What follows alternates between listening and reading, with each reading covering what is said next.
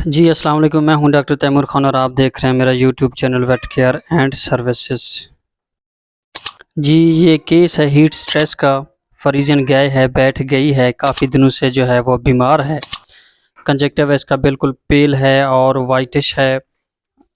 शदीद जो है इसके मुंह से रालें टपक रही हैं, मुंह इसका फुल जो है वो गर्म है। जब इसका टेम्परेचर हमने चेक किया तो 107 से ऊपर था, 108 के करीब था।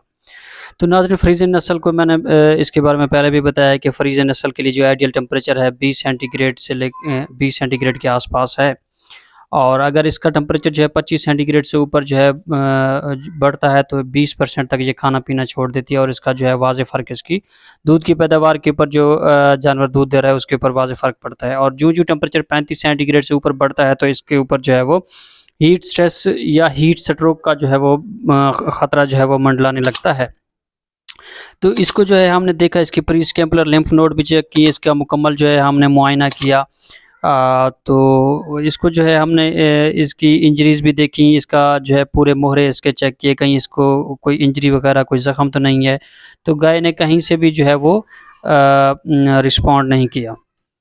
तो आखिर में हमने जो है हम इस नतीजे पर पहुँचे कि ये गाय जो है वो हीट स्ट्रेस का जो है वो शिकार है और आहिस्ता-आहिस्ता हीट स्ट्रोक की तरफ जो है बढ़ रही है। तो इसको जो है इन्होंने गर्मी के ऊपर जो है इस गाय को रखा गया। तो जो है टेम्परेचर को मेंटेन, सबसे पहला पॉइंट जो है हमने इसका इलाज करना है वो ये है, इसका टेम्परेचर मेंटेन हमने करना है। दूसरे नंबर पे इसका डिहाइड्रेशन को कंट्रोल करना है, पानी की कमी जो शदीद इसको जो है इसका सामना करना पड़ रहा है। तो फार्मर भी हमारे साथ मौजूद हैं, वो भी बता रहे हैं कि काफ़ी दिनों से जो है ये गाय बीमार है।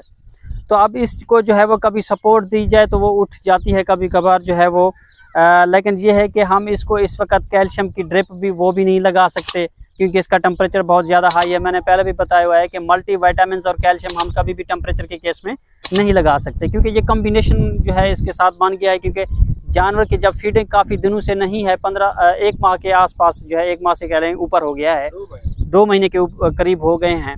तो जब इसकी जो है वो शुरू में सिर्फ फीडिंग का इशू या वीकनेस जो है वो इसकी शुरू हुई, फिर बाद में जो है ये मामला हीट स्ट्रेस की तरफ जो है वो चला गया। अब ये जो है इसको पानी की शदीद कमी है, अब पानी भी कम पी रही है और साथ में कभी कभार पीती है। तो इसको जो है जब ज़ाहिर है चारा और पानी कम है तो इसको ज़ाहिर है विटामिन्स की और मिनरल्स की डेफिशिएंसी हो जाएगी, जिसका मेन आंसर जो है आप कह लें कि कैल्शियम होगा। तो अब इसको जो है टेम्परेचर में हम कैल्शियम भी नहीं लगा सकते। मेन मुद्दा यही है, सबसे पहले हमने इसका टेम्परेचर डाउन करना है। टेम्परेचर जब तक डाउन नहीं होगा इसका कोई भी ड्रिप इसको असर नहीं करेगी। अगर आप लगाने की कोशिश करेंगे, खुदा न खास्ता जानवर इसकी फ़ौरन जो है इसकी डेथ हो जाएगी, जानवर जो है उसको बर्दाश्त नहीं कर पाएगा। इसलिए सबसे पहला पॉइंट यही है, क्योंकि ये एक तो ठंडे पानी से, शदीद ठंडे पानी से हम इनको जो है वो। तो ये था नाज़रीन हीट स्ट्रेस का केस।